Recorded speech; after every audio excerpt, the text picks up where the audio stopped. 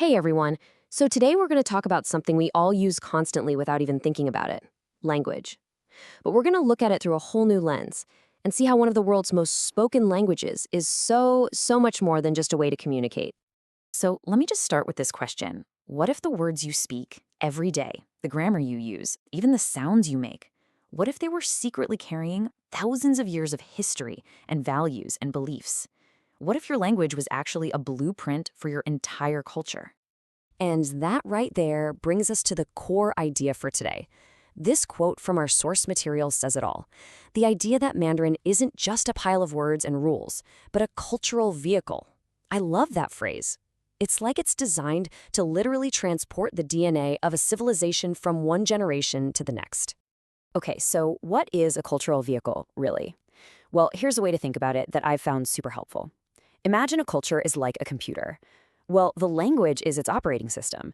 It doesn't just describe what's on the screen, it actually shapes how you see it, how you interact with it, all based on thousands of years of programming. Now, this isn't just some vague theory. Our source material points to three huge foundational principles of Chinese society that are literally coded right into the Mandarin language. We're talking respect, family, and harmony. Let's break down how that actually works. First up is respect. And this is a value that you can find woven into the most basic, everyday things people say. We're going to look at one of the very first words pretty much anyone who learns Mandarin ever comes across. Ni hao, right? Most of us know this just means hello. But if we look at it as part of this cultural vehicle we're talking about, its meaning goes way deeper. You see, this greeting isn't just a casual hey. It's an immediate, almost subconscious offering of mutual respect. Just by saying ni hao, you're setting the foundation for the whole conversation, one that's built on courtesy.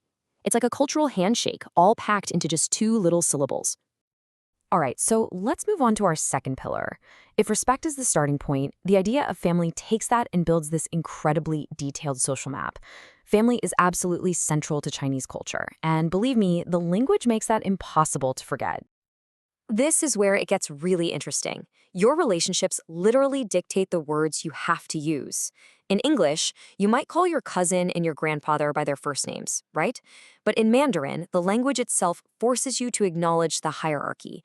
Your choice of words isn't just about being polite, it's a constant verbal reminder of the family structure. The language demands it. And finally, we get to our third principle, harmony. And honestly, this might be the most fascinating one of all because it's not just about the meaning of words. Nope. It's about the very sound of the language. It's about finding balance in the simple act of speaking. That might seem like a pretty abstract idea, you know? How can sound waves actually carry a concept like harmony? Well, Mandarin has this incredibly specific and, well, elegant feature that does exactly that. The answer is all in the tonal system. In Mandarin, the pitch you use when you say a sound, the tone, completely changes the word's meaning. For instance, the sound ma can mean mother, hemp, horse, or to scold, all depending on the tone you use.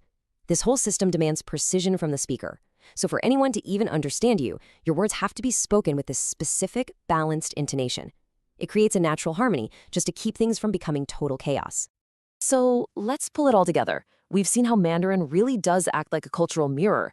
The value of respect, it's right there in the simplest hello. The importance of family, it's hardwired into how you address people.